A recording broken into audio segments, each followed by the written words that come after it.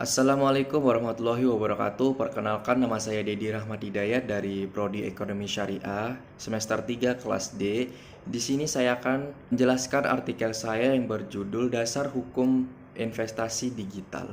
Investasi merupakan penanaman modal dalam jangka panjang.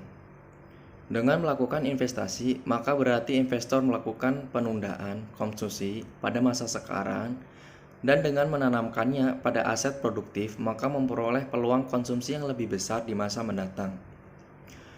Prosedur dan syarat-syarat merupakan tata cara yang harus dipenuhi oleh investor dalam menanamkan investasinya.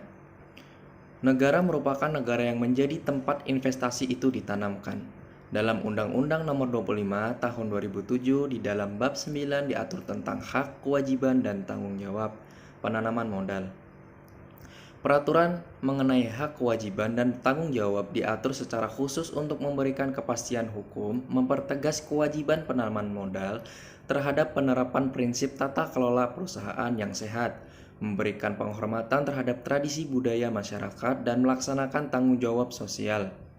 Pengaturan tanggung jawab penanaman modal diperlukan untuk mendorong iklim persaingan usaha yang sehat, memperbesar tanggung jawab lingkungan dan pemenuhan hak dan kewajiban tenaga kerja, serta upaya mendorong ketaatan penanaman modal terhadap peraturan perundang-undangan.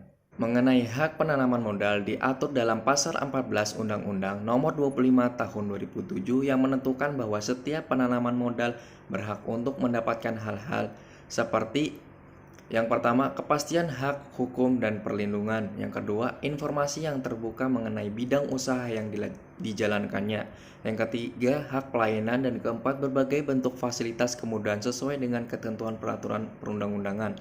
Mengenai kewajiban penanaman modal diatur dalam Pasal 15 Undang-Undang Nomor 25 Tahun 2007 yang menentukan bahwa setiap penanaman modal mempunyai kewajiban. Yang pertama, menerapkan prinsip tata kelola perusahaan yang baik. Dan yang kedua, melaksanakan tanggung jawab sosial perusahaannya, yaitu tanggung jawab yang melekat pada setiap perusahaan penanaman modal untuk menciptakan hubungan yang serasi, seimbang, dan sesuai dengan lingkungan, nilai, norma, dan budaya setempat.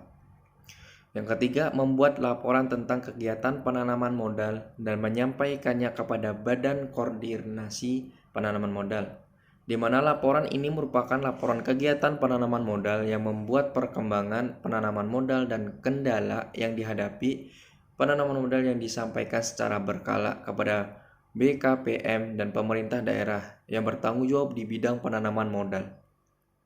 Yang keempat, menghormati tradisi budaya masyarakat sekitar lokasi kegiatan usaha penanaman modal. Yang kelima, mematuhi semua ketentuan peraturan perundang-undangan. Literasi investasi era digital. Masyarakat milenial merupakan masyarakat yang mengedepankan penggunaan teknologi dan internet dalam kesehariannya. Era digital telah mengubah gaya hidup masyarakat, termasuk kemudahan dalam transaksi pembayaran serta investasi digital. Literasi keuangan berkaitan dengan memiliki pengetahuan produk dan konsep keuangan atau financial knowledge, memiliki kemampuan dalam mengatur perencanaan keuangan jangka pendek maupun jangka panjang atau financial attitude, serta memiliki kemampuan mengambil keputusan pengelolaan keuangan atau financial behavior. Gear and Sings 2018. Investasi sebagai salah satu aktivitas keuangan memerlukan pengetahuan dan kemampuan menilai tingkat pengambilan return dan risiko aset investasi di Indonesia. Pengetahuan dan kemampuan investasi masyarakat menjadi perhatian otoritas jasa keuangan yang kemudian melakukan survei literasi keuangan. Survei literasi diklarifikasikan dalam kategori baik, cukup baik, kurang baik, dan tidak baik. Perhatian otoritas jasa keuangan ini dikarenakan keputusan keuangan individu berperan penting dalam keputusan lembaga keuangan yang pada gilirannya akan berdampak pada stabilitas keuangan negara. Era digital membuat investasi menjadi mudah diakses, semakin cepat karena tidak memerlukan banyak persyaratan serta dapat selalu dipantau. Namun harus tetap berpegang pada prinsip investasi, yaitu excess fund, mempertimbangkan kesesuaian antara prevensi resiko diri pribadi dan karakteristik setiap aset, mendapatkan batas toleransi cut loss, melakukan diversifikasi dan Yang penting adalah menetapkan tujuan investasi. Yang juga perlu diantisipasi adalah mengenai tarif pajak karena berdampak pada peningkatan biaya. Contoh-contoh investasi digital. Yang pertama investasi digital reksadana. Reksadana diatur dalam pasal 1 angka 27 Undang-Undang Nomor 8 Tahun 1995 tentang pasar modal. Selanjutnya disingkat UU PM, menyatakan bahwa reksadana adalah wadah yang digunakan dalam menghimpun dana atau uang dari masyarakat pemodal atau investor yang selanjutnya diinvestasikan ke manajer investasi atau MI. Reksadana diawasi oleh lembaga yang berwenang yaitu Otoritas Jasa Keuangan yang disingkat OJK. Investasi digital emas. Untuk melakukan kegiatan investasi emas bagi pemula, investor memerlukan biaya awal yang besar dan tidak sedikit. Setidaknya untuk membeli emas 10 gram harus menyiapkan dana sebesar 6.480.000 dengan perkiraan harga emas pada bulan April 2018 sebesar 648.000 per gram. Dana tersebut akan terasa berat bagi pemula yang baru akan memulai investasi emas. Untuk mengetahui hal tersebut, BI mengeluarkan Surat Edaran BI atau SEBI nomor 14/7/DPBS tanggal 29 Februari 2012 tentang produk card yang bergaun emas bagi bank syariah dan unit usaha syariah atau UUS. BI berupaya mengurangi unsur spekulasi dan resiko atau permasalahan yang mungkin timbul dalam bisnis gadai emas dan investasi emas.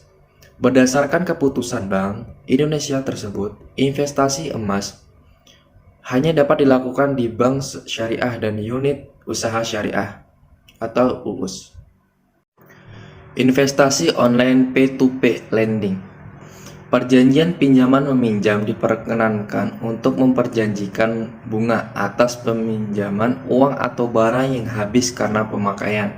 Hal ini didasarkan ketentuan pasal 1765 KUHP Perdata yang menyebutkan adalah diperbolehkan. Pemerintah melalui Otoritas Jasa Keuangan mengeluarkan Peraturan Otoritas Jasa Keuangan Nomor 77 POJK 2016 tentang pelayanan pinjaman meminjam untuk berbasis teknologi informasi yang selanjutnya disebut POJK Lending untuk mengatur dan mengawasi perkembangan P2 Lending. Namun pada pelaksanaannya banyak ditemukan kasus gagal bayar akibat penerimaan pinjaman tidak mampu mengembalikan pinjamannya sesuai dengan jangka waktu yang telah disepakati dalam perjanjian. Setelah itu forex. Perdagangan forex trading mata uang asing dalam prinsip syariah lebih dikenal dengan istilah syaraf. Makna syaraf secara bahasa adalah zidah atau tambahan. Menurut istilah syaraf adalah perdagangan mata uang asing atau valuta asing. Ini dapat dilakukan secara bebas, maksudnya boleh dilakukan transaksi valuta asing yang sejenis atau beda jenis dan dilakukan secara tunai. Dan perdagangan valuta asing ini melibatkan pasar-pasar uang utama yang ada di seluruh dunia. Forex trading menurut Islam salah satu fenomena yang terjadi dalam aspek muamalah modern adalah fenomena perdagangan mata uang. Perdagangan ini muncul untuk mempermudah masyarakat internasional dalam memenuhi kebutuhannya dalam bidang jasa keuangan. Setelah itu saham. Dalam sistem ekonomi modern, bursa saham Islami berdasarkan kepada Al-Quran, Al-Hadis, dan ijtihad ulama dan peraturan perundang-undangan serta kumpulan fatwa DSN MUI. Selain itu, bursa saham ini harus dilakukan di sebuah lembaga keuangan yang disebut dengan bursa efek atau pasar modal syariah. Adapun dasar hukum bursa saham Islami adalah sebagai berikut. Yang pertama, Al-Quran, Al-Hadis, dan ijma ulama. Yang kedua, Undang-Undang Nomor 8 Tahun 1995 tentang pasar modal. Yang ketiga, Undang-Undang Nomor 1 Tahun 1995 tentang perseorangan terbatas. Dan keempat, keputusan Ketua BPAM nomor Kep 130 BL 2006 tentang penerbitan efek syariah peraturan 9A13. Keputusan Ketua BPAM nomor Kep 131 BL 2006 tentang akad-akad yang digunakan dalam penerbitan efek syariah di pasar modal peraturan 9A14. Setelah itu yang kelima, Fatwa nomor 20 DSN MUI 9 2000 tanggal 24 Muharram 1422 Hijriah atau 18 April 2001 Masehi tentang pedoman pelaksanaan investasi untuk reksadana syariah. Mungkin itu saja yang bisa saya sampaikan dari artikel saya. Kurang dan lebihnya mohon maaf. Terima kasih. Wassalamualaikum warahmatullahi wabarakatuh.